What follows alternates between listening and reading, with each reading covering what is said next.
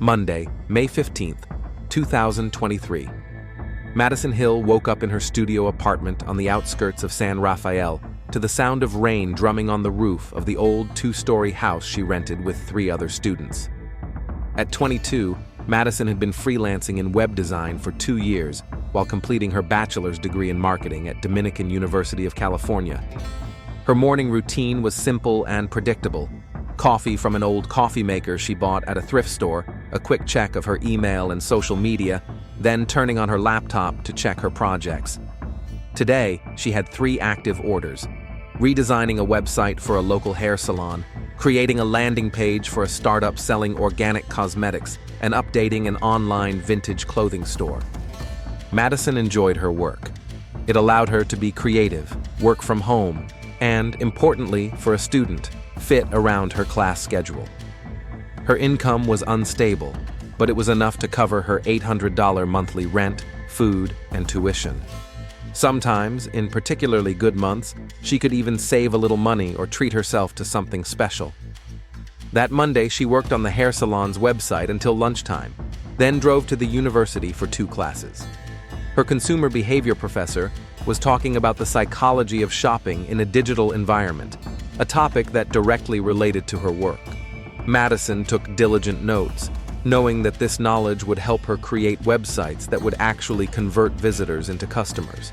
After university, she stopped by the local Safeway supermarket to pick up some groceries. While waiting in line at the checkout, scrolling through her Instagram feed, she came across a post by her classmate Brittany, who was bragging about a romantic dinner with her new boyfriend. The photo was perfectly staged: candles, flowers, expensive wine in an elegant restaurant overlooking San Francisco Bay.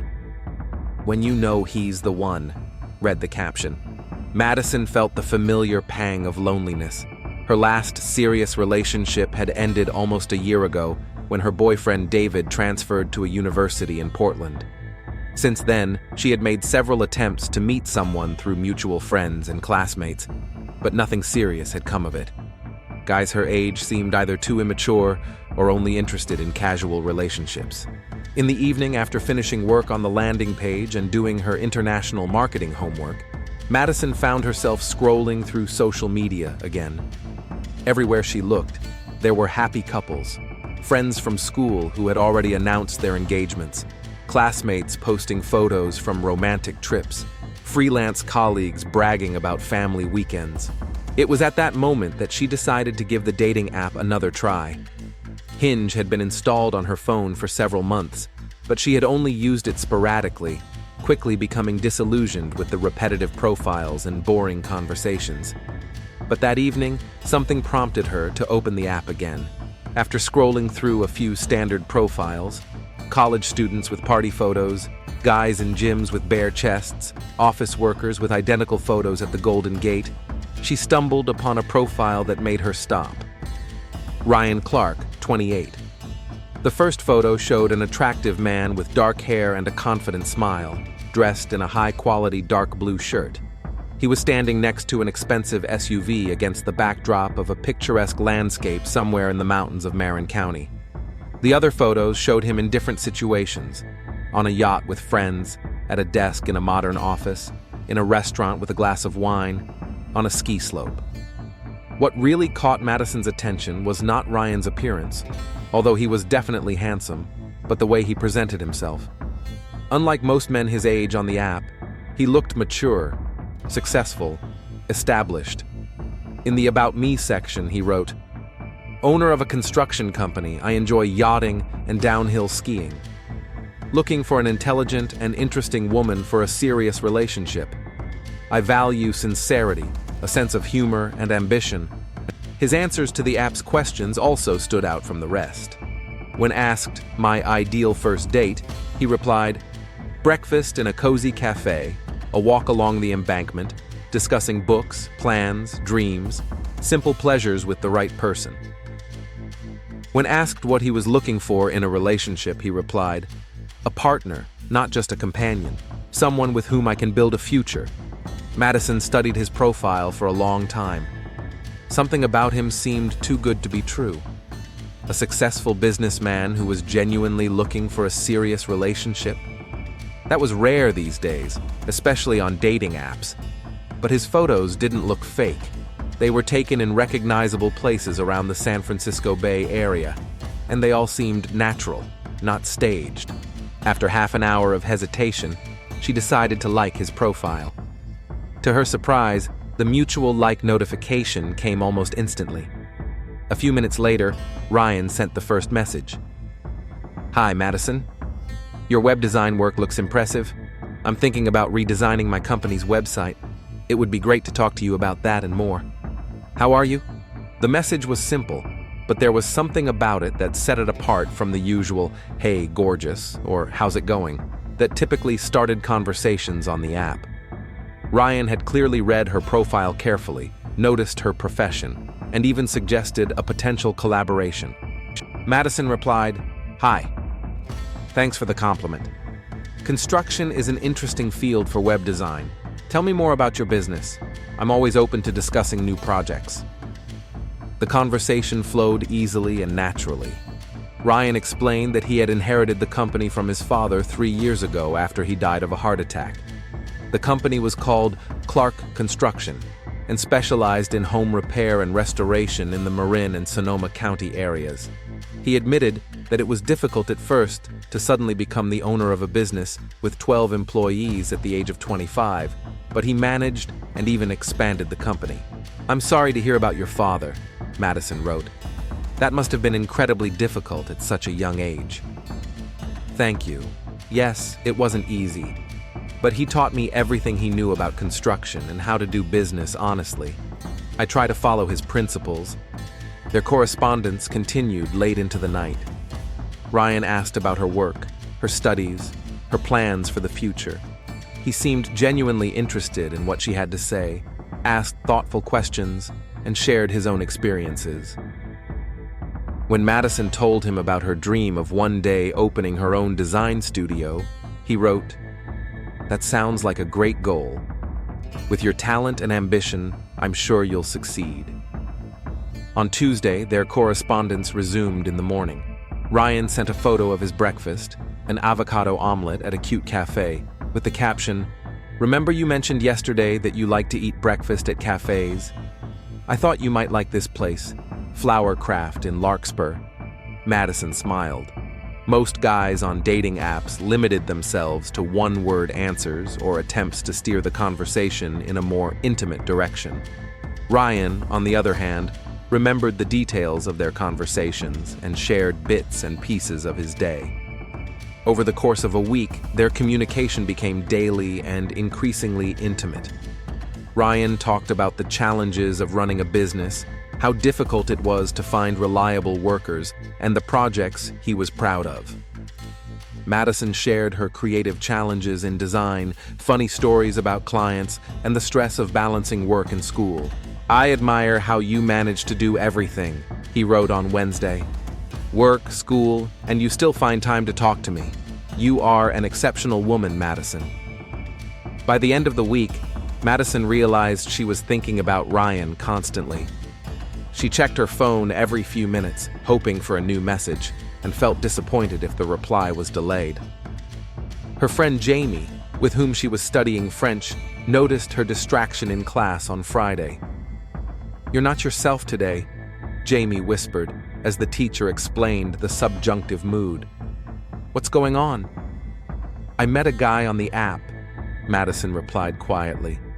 "He's different." "Different in a good way?" "I think so.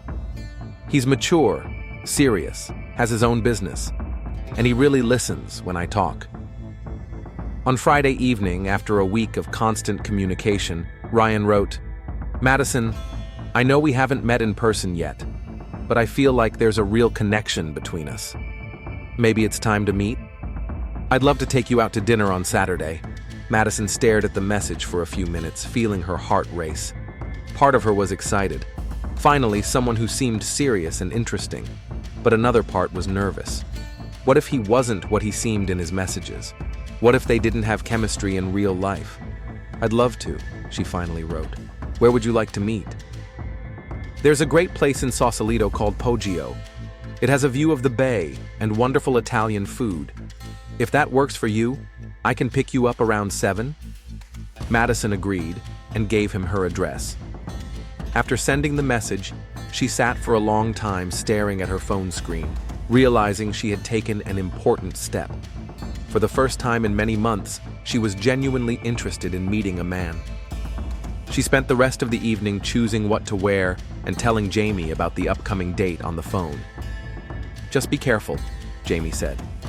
"People can seem perfect online, and then turn out to be completely different in real life." "I know," Madison replied. Saturday, May 21st, 2023. Madison spent the entire day preparing for her date. She went through half her wardrobe before settling on a dark blue dress she had bought for prom last year, but never worn. It was elegant, but not too formal, flattering her figure without being provocative. At 7 o'clock, a black BMW X5 pulled up outside her house. Madison looked out the window and saw Ryan getting out of the car. He looked even better than in the photos. Tall, fit, dressed in dark jeans, a white shirt, and a jacket. When he approached her door, his smile was warm and sincere. "You look stunning," he said, handing her a small bouquet of white peonies. "I hope you like them. I remember you mentioning that you prefer simple flowers to elaborate arrangements." Madison was pleasantly surprised that he remembered this detail from their conversation a few days ago. "They're beautiful, thank you. Give me a second to put them in water." On the way to Sausalito, they chatted easily. Ryan asked about her day, told her about his plans for the weekend, and discussed the company's projects. He drove confidently but carefully, turning on soft jazz music that created a pleasant atmosphere. The Poggio restaurant really was a magnificent place. They sat at a table by the window overlooking the bay, where the lights of San Francisco twinkled. Ryan ordered a bottle of Chianti Classico after checking with Madison to see if she liked red wine. "Tell me more about your job," he asked, after the waiter took their order. "How did you decide to become a web designer?" Madison talked about how she became fascinated with computer graphics in school, how she realized she could combine creativity with technology, and how she gradually began taking her first orders during her freshman year of college. "I like helping businesses grow," she said. "When I create a website for a local hair salon or small shop and see their customer traffic increase, it makes me feel like I'm really doing something important." "That's wonderful," Ryan replied. "Not many people our age think about how their work affects others. Most just want to make as much money as possible." The conversation flowed smoothly from one topic to another. Ryan talked about the challenges of running a construction company and how important it is to maintain a good reputation in a small community where everyone knows each other. He spoke about his father with noticeable warmth and respect. "He always said that our job isn't just to build houses, but to create places where people will be happy," Ryan shared. "Every time I see a family move into a house we've renovated, I understand what he meant." By the end of dinner, Madison felt completely relaxed. Ryan was an attentive listener, asking interesting questions and sharing his own thoughts and experiences. He didn't try to impress her with expensive purchases or bragging. On the contrary, he seemed genuinely interested in getting to know her better. When he drove her home, Madison already knew she wanted to see him again. "I had a wonderful time," Ryan said as he walked her to the door. "Can I call you tomorrow?" "Sure," she replied, feeling her cheeks flush. He didn't try to kiss her, which Madison appreciated. Instead, he gently squeezed her hand and said, "Good night, Madison. I hope this is just the beginning." The next 2 weeks were filled with a series of dates, each one thoughtful and special. Ryan never suggested cliches like movies or coffee. Instead, they went to a contemporary art exhibition at the De Young Museum, where he surprised her with his knowledge of painting. Then, there was a walk through a winery in Sonoma Valley, where Ryan shared that his father had taught him to appreciate good wine when he was a teenager. On their third date, they went to the farmer's market at Ferry Building, bought groceries, and cooked dinner at his house in Novato. The house was small but cozy, with a thoughtful design and high-quality finishes, clearly the work of a professional. This is my project, Ryan said, showing her the kitchen with granite countertops and modern appliances. After my father died, I bought this house and completely remodeled it. I wanted to create something of my own. Madison was impressed by his culinary skills. Ryan prepared grilled salmon with vegetables and rice, moving around the kitchen with the confidence of someone who was used to cooking for himself. "Where did you learn to cook like this?" she asked. "I had to learn after moving out of my parents' house," he replied. "You can't eat pizza and burgers your whole life. Besides, I enjoy the process, creating something with my own hands, seeing the result." After dinner, they sat in the backyard, where Ryan had planted a small garden. He showed her the tomatoes he had grown himself, the greens, and several fruit trees. "This is my outlet," he said. "After a long day of working with tools and building materials, it's nice to do something with living things." By the end of May, Madison realized she was falling in love. Ryan called her every day, never missed a date, and was always on time. He remembered the small details of their conversations, took an interest in her work and studies, and supported her plans and ambitions. When she told her best friend Jamie about the development of the relationship, she listened with growing skepticism. "He sounds too perfect," Jamie said during their traditional Thursday lunch on campus. "Seriously, Maddie, a successful businessman who cooks, grows vegetables, remembers everything you say, and looks like a model? Guys like that don't hang out on dating apps." "Maybe he's just had bad luck with women," Madison defended. "Or he's been too busy with work. Not everyone has to be a loser." "I'm not saying he's a loser," Jamie continued. "I'm saying that people aren't perfect. Everyone has flaws, quirks, problems, and you're describing him like some kind of fairy tale prince." "Maybe I finally met a good guy?" Madison felt irritated. "Not all men are like your ex, Brad." "This isn't about Brad," Jamie sighed. "Just be careful, okay? I don't want you to get hurt."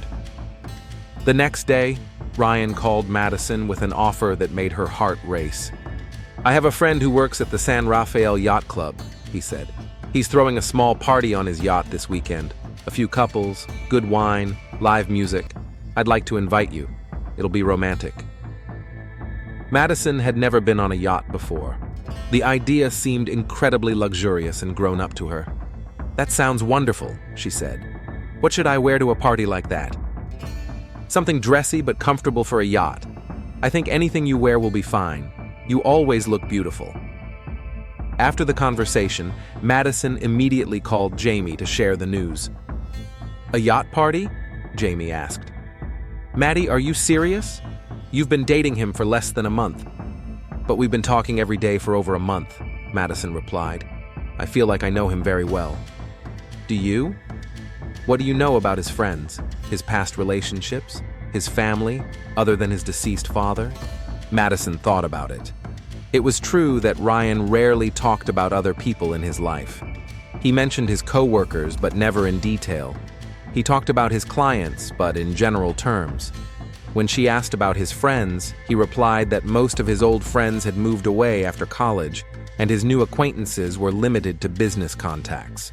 "He's just a focused person," Madison said. "After his father died, he had to take on a lot of responsibility. He didn't have time for a social life. Or he doesn't want you to meet people who know the real him," Jamie said more quietly. "What do you mean?" "Nothing specific. Just promise me you'll be careful on that yacht. Take your phone with you, make sure it's charged, and send me the marina address and the yacht number." "Jamie, you're being paranoid." "Maybe, but if I'm right, it's better to be safe than sorry. And if I'm wrong, what do you have to lose?" Madison agreed, even though she thought her friend's concern was exaggerated. Ryan was a gentleman. He never tried to force physical intimacy. He always asked for her consent, even for simple things like choosing a restaurant or a movie. What could go wrong at a party with other people? On Friday, the day before the yacht party, Ryan sent her a text message. "I can't wait for tomorrow night. It's going to be a special day for us." Madison smiled as she reread the message. Maybe he was planning to make their relationship more serious. Maybe tomorrow he would tell her he loved her. She spent the evening choosing an outfit, settling on a white floral print summer dress and comfortable sandals. The look was feminine, but not provocative, exactly how she wanted to look for Ryan and his friends. Saturday, June 10th, 2023, began with a bright, sunny morning. Madison woke up at 6:30 a.m., even though her alarm was set for 9 a.m. Her excitement about the yacht party kept her from sleeping peacefully. She woke up several times during the night, replaying the upcoming evening in her head. She got up, made coffee, and sat down at her computer to finish an urgent project for a client in Portland. Work helped distract her from her nervousness, but it was difficult to concentrate. Every few minutes, she caught herself mentally rehearsing conversations with Ryan's friends, whom she was about to meet for the first time. At 10 in the morning, Jamie called her on video chat. Her friend was sitting in her dorm room, her hair tousled and a cup of tea in her hands, but her expression was serious. "I've been thinking about our conversation last night all night," she began immediately. "Maddie, I want you to think again about this trip." Madison sighed. She had expected Jamie to keep bringing it up. "We've already discussed this. I'll be careful. I'll send you all the details about the yacht. What else is bothering you?" "I spent some time online last night. I was looking for information about Ryan's company, Clark Construction." Madison felt a twinge of irritation. Jamie was checking up on her boyfriend behind her back. "And what did you find?" "A little. They have a website, quite professional, a few positive reviews on Google. But it's all very basic. For a company that's supposedly been around for years, there's surprisingly little information. Maybe they just don't spend a lot of time on online marketing. Not all businesses depend on the internet." "Maybe," Jamie agreed, but there was doubt in her voice. "I also tried to find him on social media. He has an Instagram account, but there are only a few posts from the last year. His Facebook is pretty empty too." "Jamie, not everyone is active on social media, especially people his age who are busy with work, or people who want to remain inconspicuous," Jamie added quietly. Madison closed her eyes, feeling the tension build in her shoulders. "What exactly are you trying to tell me?" "I don't know exactly. I just have a bad feeling about this. It all seems too smooth, too perfect. And when something seems too good to be true, it usually is." I know that saying, Madison finished for her, but sometimes good things do happen. Maybe I've finally met a decent man? Jamie was silent for a few seconds, studying her friend's face through the screen. "Promise me something," she finally said. "If anything seems strange during the party, if you feel uncomfortable, if he or anyone else behaves inappropriately, you leave immediately. Don't put up with something that feels wrong just to be polite." Madison nodded, although she secretly thought her friend's precautions were unnecessary. "Of course. And I'll keep you posted as we agreed." After talking to Jamie, Madison's mood soured slightly. She tried to focus on her work, but her friend's doubts stuck in her mind like a thorn. Was she really that naive? Was Ryan too good to be true? She opened Ryan's Instagram and carefully studied his posts. Jamie was right. There weren't many. A photo from a ski resort in Tahoe, taken in February. A picture of a completed home renovation project in April. An unsigned photo of the sunset over the bay in May. It all seemed pretty ordinary for someone who didn't like to publicize his private life. But then she thought about how warmly he spoke about his father, how carefully he tended his garden, how attentively he listened to her stories about work and her plans. Was it all an act? And if so, why? What could he want from her? By lunchtime, Madison forced herself to put her anxious thoughts aside. Jamie was a good friend, but sometimes she was too cautious, almost paranoid. Maybe it had something to do with her law studies. She was used to looking for catches and legal loopholes in everything. She spent half the day getting herself ready. She got a manicure, washed and styled her hair, and carefully chose her makeup, bright enough for a party, but not provocative. The white floral dress she had picked out the day before fit her perfectly and looked both elegant and casual. At 5 in the evening, she received a message from Ryan. "I'll pick you up at 6:30. I'm really looking forward to our evening together," Madison replied with a heart and started packing her purse. She took her phone, charger, some cash, lipstick, and a small bottle of perfume. At the last minute, she added a pack of mint tablets, just in case she had to spend a long time on the water. At 6:30, she stood by the window waiting for Ryan's BMW. He arrived right on time, as always. As she walked down to the car, he came out to meet her, his face lit up with an admiring smile. "You look amazing," he said, opening the door for her. "I'll be the happiest man at the party." On the way to the marina, Ryan told her about his friend's yacht, a 30-foot catamaran he had bought last year. The plan was to sail out into the bay at sunset, enjoy live music and good wine. There were supposed to be 2 other couples, his friend's yacht club partners and their partners. "You'll like Steve," Ryan said. "We've known each other for several years. He works in real estate and often refers my clients to me for renovation work." Madison listened, nodded, and asked questions about the other guests, but part of her attention was focused on studying Ryan. He seemed more animated than usual, speaking faster and gesturing more actively. Perhaps he was also nervous about introducing her to his friends. The San Rafael Marina was located in a picturesque spot at the foot of the Marine County Hills. Rows of white yachts rocked gently on the waves, their masts ringing in the light breeze. The evening sun painted the water in golden tones, and Madison felt a rush of romanticism. They parked near the marina office. Ryan took a small bag of wine and snacks he had prepared for the party out of the trunk. He took Madison by the hand, and they walked across the wooden walkway to the yachts.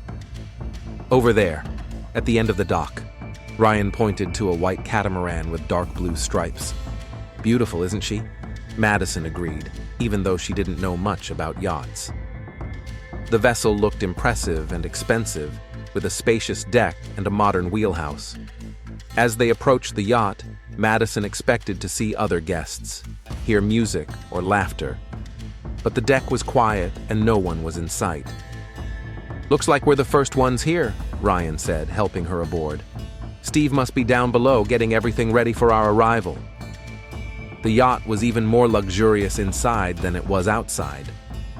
The spacious main cabin featured leather sofas, polished wood, and modern electronics. Madison walked over to the large window overlooking the bay and the distant lights of San Francisco. "Ryan?" she called, but received no response. She turned and saw him standing at the cabin entrance, watching her intently. Something in his gaze made her feel slightly uneasy. There was something new in it, something she hadn't noticed before. "Where is everyone else?" she asked, trying to keep her tone light. Ryan smiled slowly, but the smile didn't reach his eyes. "They'll be here later," he replied, taking a step toward her. "I wanted to spend some time alone with you first." Madison nodded, though something in his tone made her instinctively retreat toward the window. The evening air seemed cooler, and the silence on the yacht more unsettling. Somewhere in the back of her mind, a quiet voice of alarm began to sound, one she had been diligently ignoring for the past few weeks. A voice that sounded remarkably similar to Jamie's warnings. The first half hour on the yacht passed in a pleasant atmosphere. Ryan explained the absence of other guests by saying that they were stuck in traffic coming from San Francisco and suggested that they enjoy the sunset together for now. He opened a bottle of champagne he had brought with him, and they went out on deck. The evening was perfect for a romantic date. A light breeze blew across the bay, and the sun slowly set behind the hills of Marina, painting the sky in shades of pink and gold. Madison stood at the rail, admiring the view while Ryan set up the yacht's stereo system. Soft jazz music filled the air, creating an atmosphere of elegant intimacy. "This is incredibly beautiful," Madison said, taking a sip of champagne. Your friend Steve has excellent taste in yachts. Ryan came up behind her, put his hands on her shoulders, and kissed her gently on the neck. I'm glad you like it. I wanted to make this evening special for us. They stood there, embracing, watching the sun slowly disappear below the horizon. Madison felt relaxed and happy. The anxiety she had felt after talking to Jamie dissolved in the warm evening air and the bubbles of champagne. Tell me more about your friends, she asked. What kind of people are they? Ryan tensed for a moment, but quickly relaxed. Steve has been working in real estate for about 10 years. He's a very ambitious guy. His girlfriend Lisa is an event planner. Another couple, Mike and Jennifer, are in the wine industry. He spoke easily, but Madison noticed that the details were rather general. No specific stories, anecdotes, or those little things that people usually share when talking about close friends. By 8 o'clock, it was clear that no one else was coming. Madison asked about the other guests several times, and each time Ryan came up with a new excuse. Traffic, urgent business, family problems. Maybe I should text them, she suggested, reaching for her phone. Don't worry about it, Ryan replied quickly, gently taking the phone from her. Let's just enjoy the evening together. Isn't that romantic? Something in his tone made her look at him more closely. There was a flicker in his eyes that she couldn't quite place, but it made her feel slightly uncomfortable. I'd like my phone back, she said calmly. Of course. He handed her the device, but his fingers lingered on her hand for a moment. I just didn't want us to be distracted. Madison glanced at the screen and found that the signal was very weak. They had drifted quite far from shore while she was busy with the sunset and conversation. When will we be back at the marina? She asked. No rush. Ryan moved closer to her. The night is just beginning. There was a note in his voice she hadn't heard before. Something more insistent, almost compelling. Madison took a step back, instinctively creating distance between them.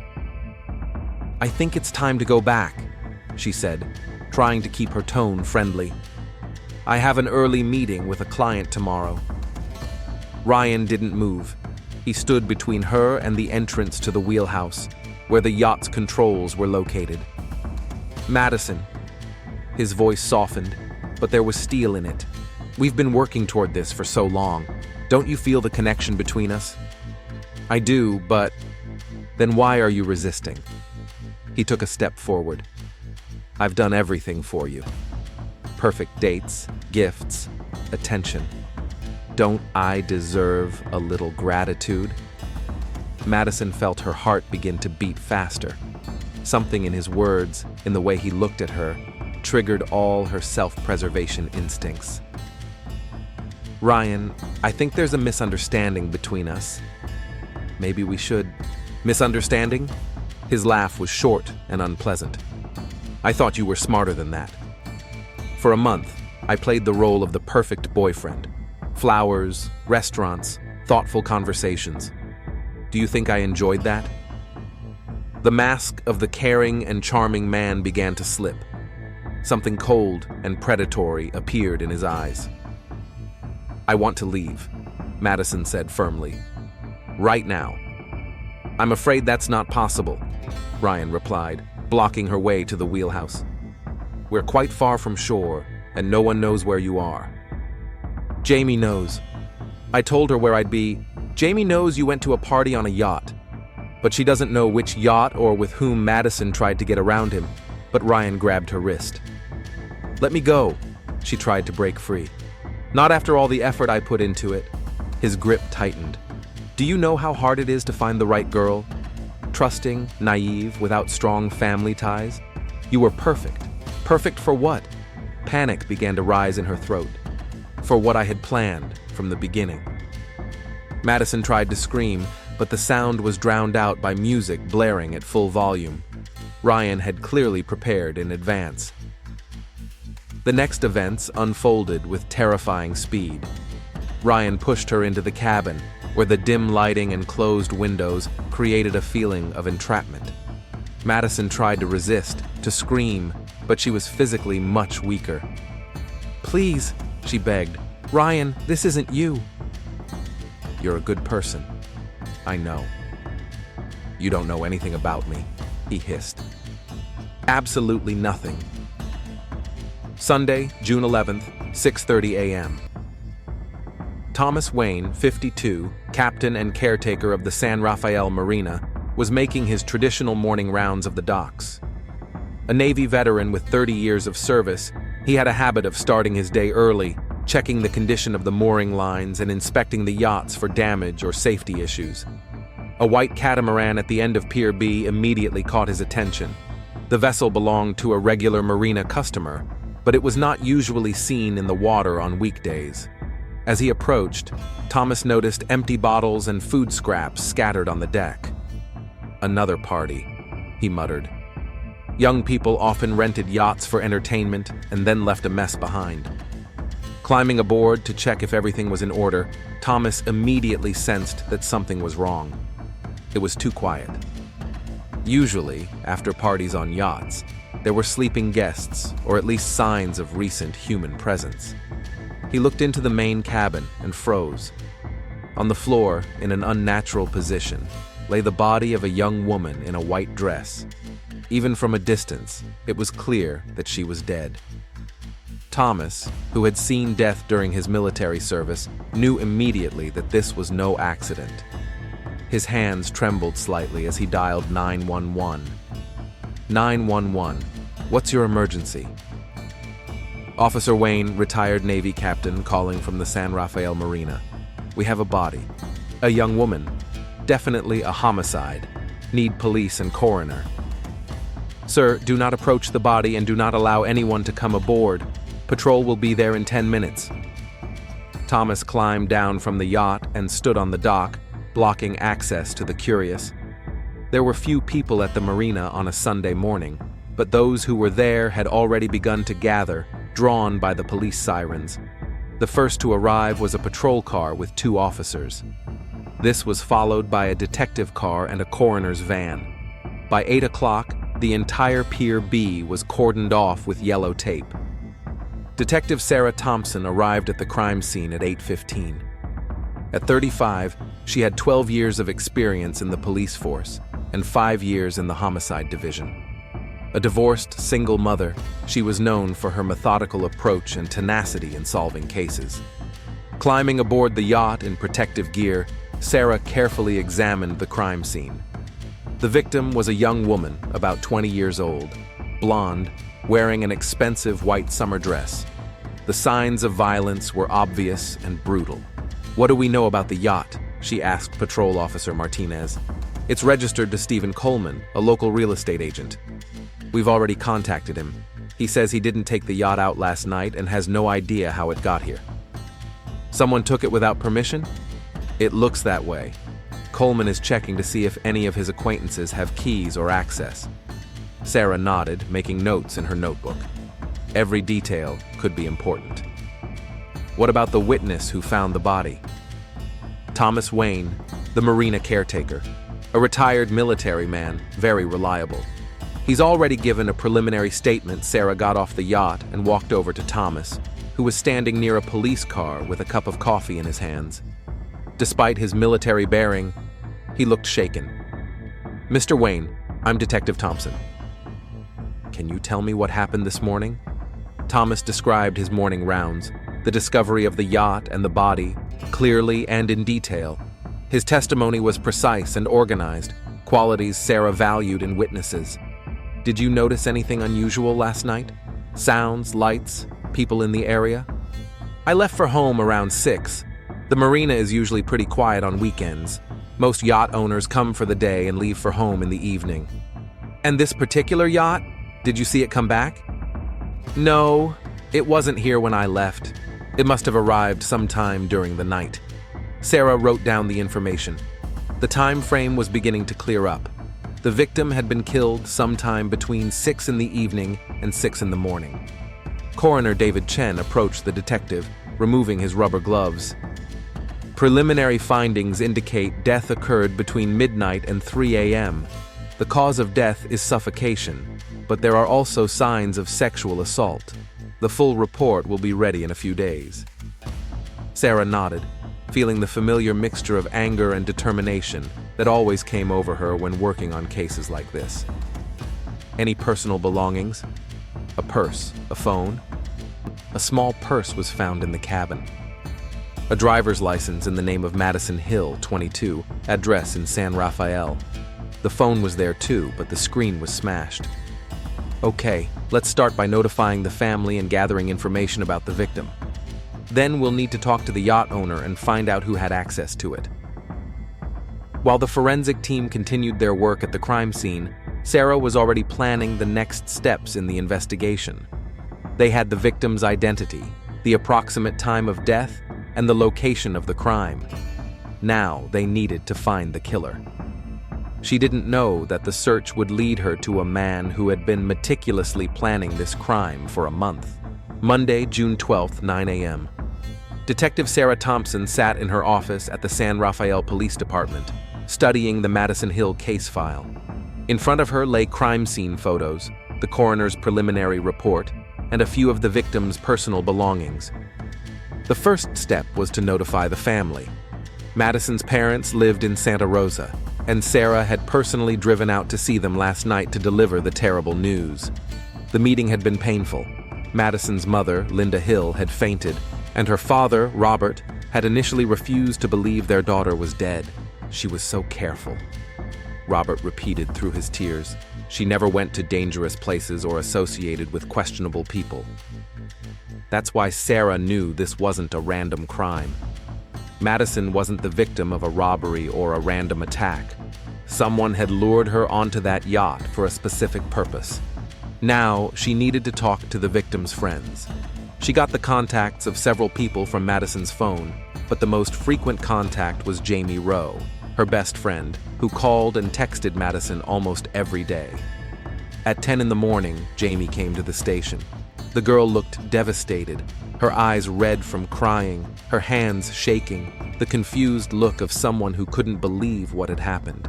"I should have insisted," was the first thing Jamie said as she sat down across from Sarah. "I knew something was wrong. I could feel it." "Tell me about your concerns," Sarah asked gently. Jamie recounted the last few weeks of Madison's life, how she met Ryan through the Hinge app, how her friend was charmed by him, and her own growing suspicions. "He seemed too perfect," Jamie explained. "A successful businessman who cooks, grows vegetables, remembers every word of their conversations. I tried to find information about him online, but there was very little data for someone who had supposedly been in business for several years." Sarah carefully wrote down every detail. "Do you remember his full name?" "Ryan Clark. He said he owned Clark Construction, a construction company, and worked in Marin and Sonoma counties. Maddie showed me his photos. Dark hair, around 30 years old, quite attractive. What do you know about the party on the yacht?" "He invited her on Friday. Said it would be a small group. His friend owns the yacht, a few other couples." Maddie was excited. Jamie's voice faltered. "I asked her to be careful, to send me the marina address and the yacht number, but she never wrote." Sarah nodded, taking notes. "Describe your last conversation with Madison." "Saturday morning. I called her, tried to convince her not to go. I had a bad feeling, but she said I was being paranoid, that she had finally met a good guy." Jamie started to cry, and Sarah handed her some tissues. "It's not your fault," the detective said firmly. "You were a good friend trying to warn her. Now help me find the person who did this." After talking to Jamie, Sarah had her first lead. She contacted the technical department to recover data from Madison's damaged phone and at the same time began searching for information about Ryan Clark. The database search yielded strange results. Clark Construction was indeed a registered company, but the documents were dated only last year, not several years ago as Ryan had claimed. Moreover, the company had no registered employees, tax returns, or any signs of actual activity. Sarah called the Marin County Contractor Licensing Department. "Clark Construction?" "Yes, they are registered with us," said the clerk. but the license was only issued last year, and as far as I know, they have not filed a single building permit application. The company was fictitious, created solely as a cover. In the afternoon, technicians recovered some of the data from Madison's phone. Her correspondence with Ryan confirmed Jamie's story. A month of intense communication, gradually gaining the girl's trust, and the latest messages about the yacht party. But Sarah found the most interesting thing in the Hinge app. Ryan Clark's profile was still active, with the same photos Madison had seen. Sarah sent the screenshots to the lab for analysis and decided to check the address listed on Ryan's driver's license. The address turned out to be fake. The address in Novato was a vacant lot where a house had stood until it was demolished 2 years ago to make way for a shopping center. This guy went to great lengths to hide his identity, Sarah muttered as she returned to the station. On Tuesday morning, the results of the analysis of the photos from Ryan's profile arrived. Technicians discovered that the photos had been taken at different times in different locations around the San Francisco Bay Area, but all contained metadata pointing to the same source, an iPhone camera registered to Michael Venner. Michael Venner, Sarah repeated, typing the name into the database. What she found made her blood run cold. Michael Venner, 29, had a criminal record. 2 arrests for aggravated assault in Los Angeles, 1 for stalking an ex-girlfriend. The last arrest was 3 years ago, after which he disappeared from law enforcement's radar. The photo in the police file showed the same man Jamie had described as Ryan Clark. Sarah immediately issued an arrest warrant and began searching for Michael Venner. The addresses in the databases were old, but she began methodically checking every lead. The breakthrough came on Wednesday. The owner of a car repair shop in Petaluma called the police station after seeing Venus's photo in the news. "This guy came to me on Monday morning," said the mechanic. "He wanted to sell his BMW X5 urgently. He said he was moving to another state urgently. The price was suspiciously low, but the documents looked normal." "Do you remember what he looked like? Was he nervous?" "He was definitely nervous. He kept looking around, rushing. He said he needed the money in cash, no bank transfers. The auto repair shop was only a 40-minute drive from San Rafael. Venner was trying to get rid of the evidence and get away." "Do you still have the car?" "Yes. I haven't processed the paperwork yet. I wanted to check the car's history first. Don't let anyone near it. We're on our way." The BMW turned out to be a treasure trove of evidence. In the trunk, Sarah found men's clothing with traces of blood, which, according to preliminary analysis, belonged to the victim. In the glove compartment was a notebook with the names and photos of young women, at least a dozen potential victims that Venner had been scouting on dating apps. "My God," Sarah whispered as she flipped through the pages. Madison wasn't the first. The notes showed a systematic approach to choosing victims. Venner looked for single women without strong family ties, students or young professionals who lived alone. He studied their social media profiles and made plans to gain their trust. One page read, "Madison Hill, web designer 22. Parents in Santa Rosa, rarely see them. Best friend Jamie, cautious, could be a problem. Need to isolate the target." On Thursday evening, Sarah received a call from a colleague at the Santa Rosa Police Department. "We found your boyfriend. Michael Venner tried to withdraw money from an ATM near the bus station. The cameras caught him. He's here." Venner was arrested without resistance at a cheap motel on the outskirts of Santa Rosa. A search revealed nearly $15,000 in cash, the proceeds from the sale of the BMW, and a bus ticket to Portland, which was scheduled to depart that morning. When Sarah was brought into the interrogation room, Venner was sitting behind a metal table, outwardly calm but with a nervous twitch in his eye. Without the mask of the charming Ryan Clark, he looked like an ordinary criminal. Hard features, cold stare, no empathy. "Michael Venner," Sarah began, placing the evidence file on the table. "Or do you prefer Ryan Clark?" He didn't answer, just looked at her with a slight smirk. "We have your car, your notebook, your clothes with traces of the victim's blood. We have witnesses who saw you with Madison. your profile on the dating app. Would you like to tell me what happened on the yacht?" "I need a lawyer," Venner said in an even voice. "Of course. But first, let me tell you what I think." Sarah opened the file and laid out the photos. "You created a fake identity to lure women. Madison wasn't the first.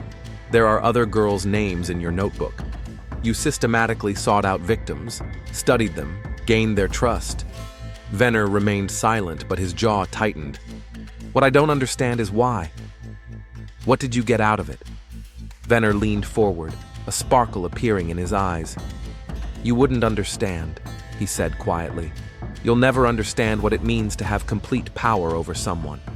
To see them trust you, believe your every word." "Power?" Sarah asked. "For a month, I was the perfect man for her. Everything she dreamed of.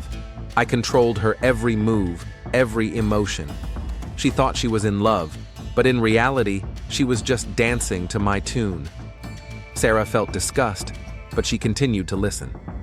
"And in the end, when she realized the truth, when she saw the real me, the fear in her eyes was beautiful."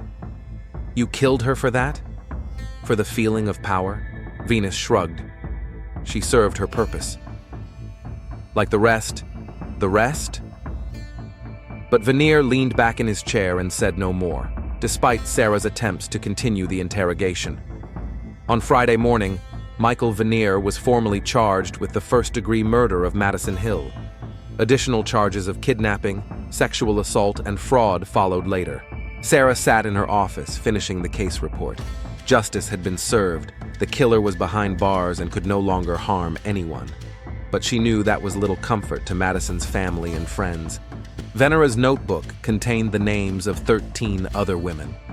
Sarah had already begun contacting police stations in other cities to check whether any of these girls had gone missing in recent years. She had yet to find out whether Madison was Michael Venera's first victim or just the latest in a long line. Detective Thompson closed the case file, but she knew the work was far from over. Somewhere, there could be other families who still didn't know what had happened to their daughters.